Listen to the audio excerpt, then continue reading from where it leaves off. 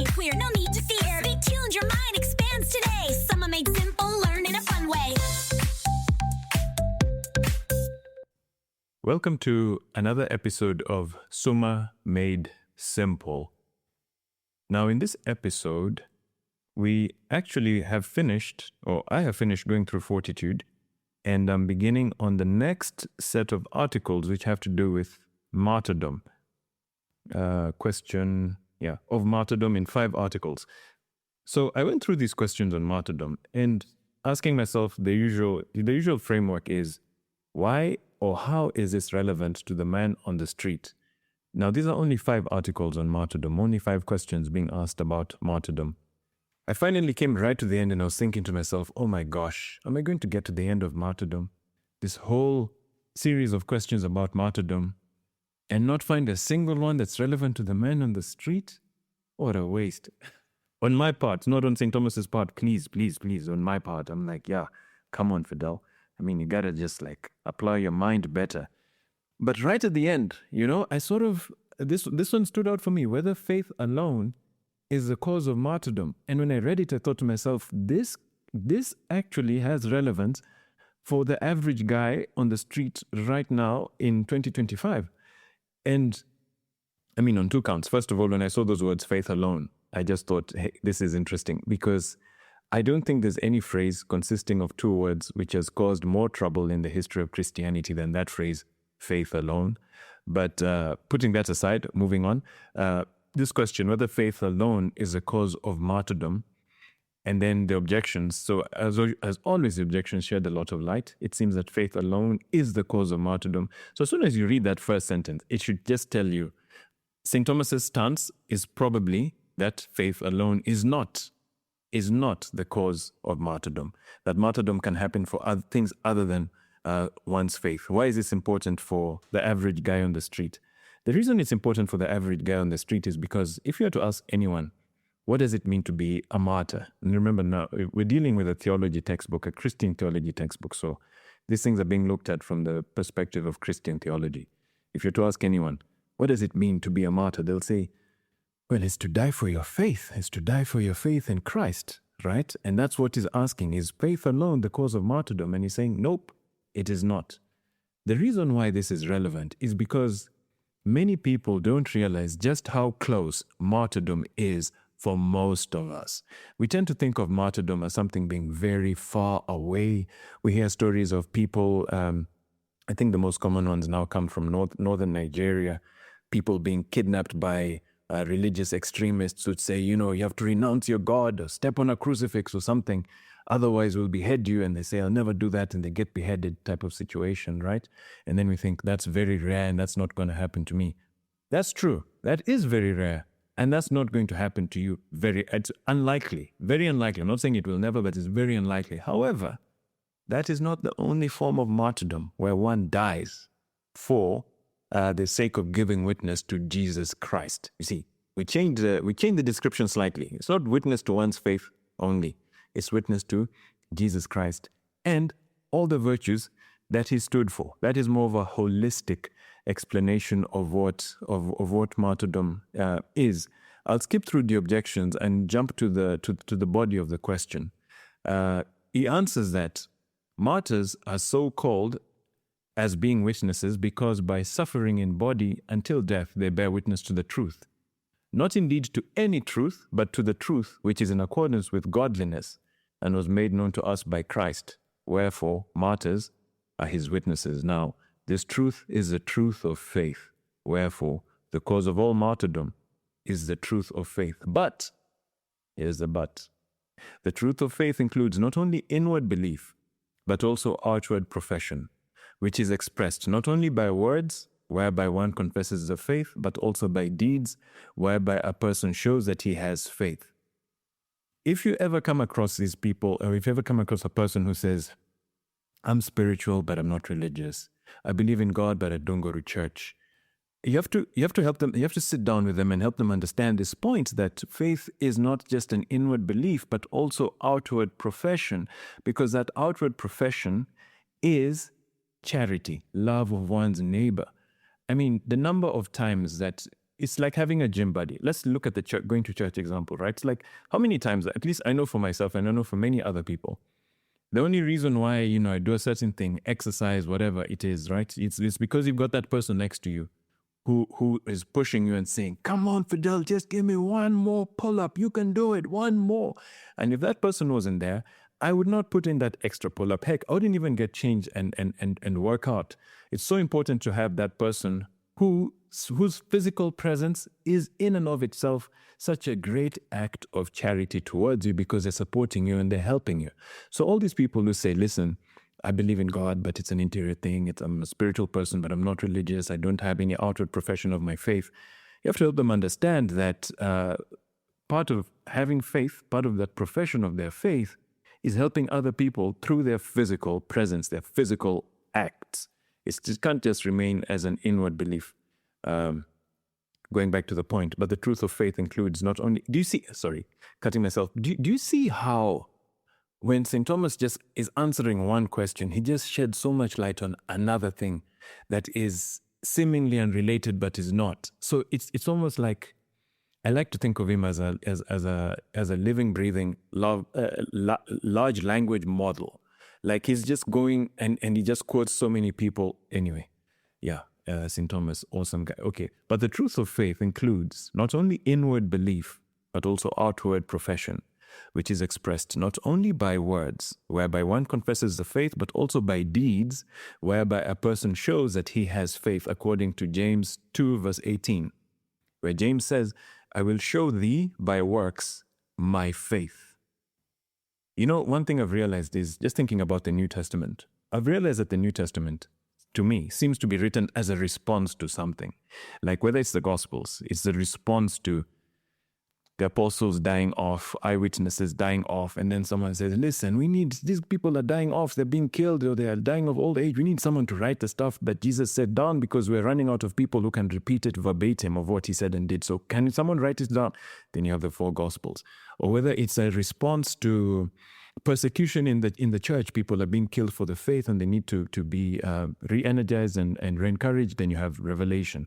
Or if it's a response to errors, people are teaching wrong stuff, doing wrong things in the new church communities springing up, then you have a lot of the letters of St. Paul. So I think when James writes, faith without works is dead. Show me your faith, and I will show thee by works my faith.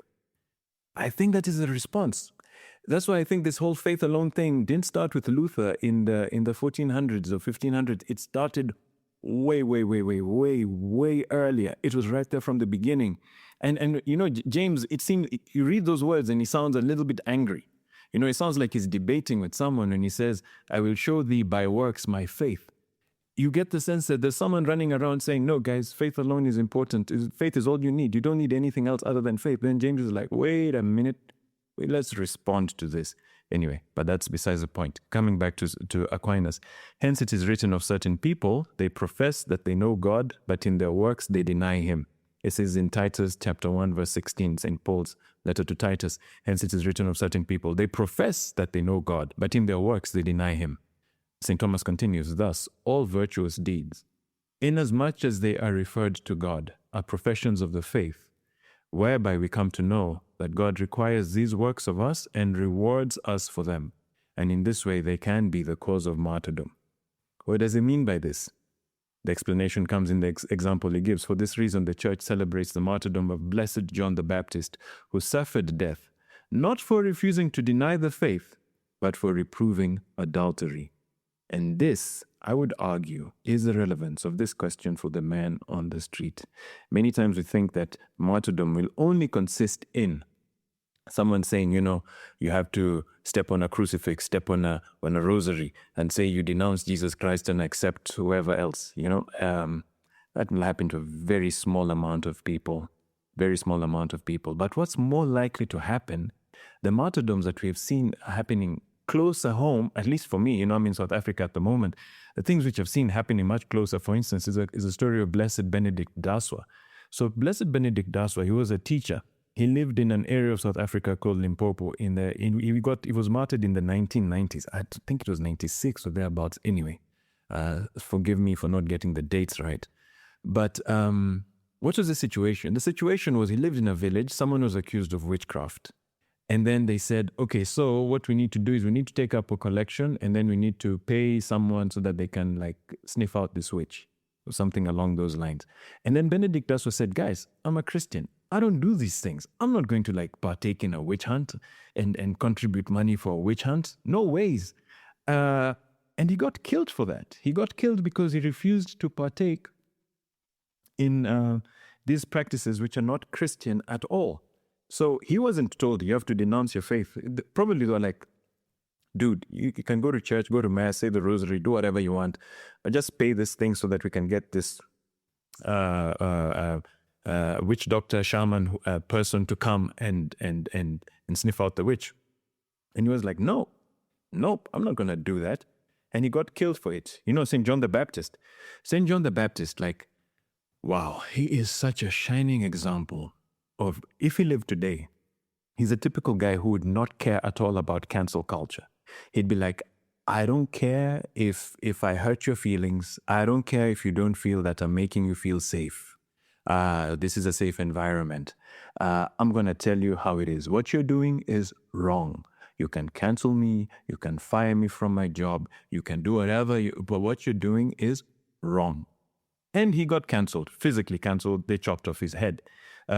Another even more recent example is there's this engineer from DRC. He was recently declared beatified, which means declared amongst the saints in heaven. Now, his story is incredible because it's really, really close to home. So basically, I think he was in charge of customs. His name is, let me pull it up. Actually, let me do some research here. Give me 1 second. Floribert. Yes, Floribert. So Floribert, he worked in customs somewhere in the DRC, and there were some guys who were trying to bring in, this was 2007, right? So not too long ago, 2007.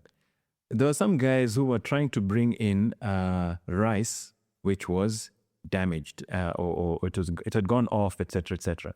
Now, in huge amounts of money, so of course it's cheaper because it's not fit for human consumption. And he was like, no ways, I'm not going to allow you to bring this and put it into the market. You're going to endanger people's lives. And they're like, okay, we'll pay you. How much do you want? Then he's like, no, I'm not for sale. Guys, I'm not for sale. I'm not going to allow this thing to happen. They offered him money to smuggle those spoiled goods, but he refused. First, they offered him $1,000 and $2,000 and even more. But he replied no. So now I'm reading from the website of Sant'Egidio's community's website where they have his story there. But he replied no, a refusal that could not be bought. He thought of his street children and asked himself, is it dangerous for people's lives to allow expired food to be sold? He confided firmly to a friend, Sister Jean-Cécile Nyamungu, a surgeon at the Goma hospital. He said, the money will soon disappear, but what will happen to the people who eat those products? If I accept this money, am I living in Christ? Am I living for Christ? As a Christian, I cannot allow people's lives to be sacrificed. I would rather die than accept that money. And that's exactly what happened. Saturday, 7th of July, 2007, Floribert was kidnapped as he left a shop and forced into a car. Search efforts were unsuccessful. 2 days later at noon, he was found dead by a motorcyclist. His body showed signs of beatings and torture during his captivity. The autopsy revealed he had died on 8th July, the day that has now become his feast day in the church calendar. That's what I mean. Martyrdom isn't like, I can see this happening, like, I wouldn't say to me, luckily I don't have to, I don't work in customs or anything. But, any whistleblower situation, think of a whistleblower, someone who works in government or in even the private sector, and then is exposed to like massive amounts of corruption. Someone comes and says, listen, I will give you this much money so that you turn a blind eye to this. That's going to harm so many people. And the person says, no, I'm not going to do that. Okay, we'll give you double it. I'm not going to do that. Okay, we'll kill you. Okay, kill me. So basically, I think maybe no one ever just says, okay, kill me. That takes, as in another episode, we speak about the copious amounts of grace from God that are needed for someone to exercise fortitude. Anyway, so no one ever just says, "Okay, kill me." Sorry, I take that back. But the point is that martyrdom is not just in terms of you can't reduce it to just faith alone. It's anything where someone bears witness to the truth in all of its aspects, the truth of Jesus Christ in all of its aspects.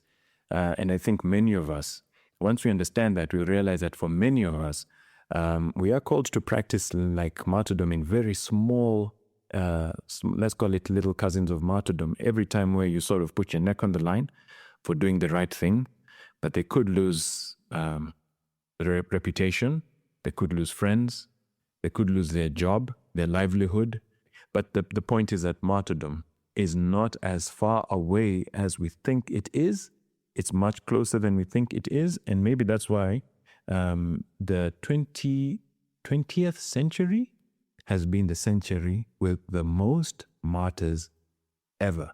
More than those early years when Christians were being thrown into the Colosseum and being set alight and being, eaten by wild animals. The 20th century actually has more martyrs than those early years of Christianity. And maybe the 21st might even surpass the 20th.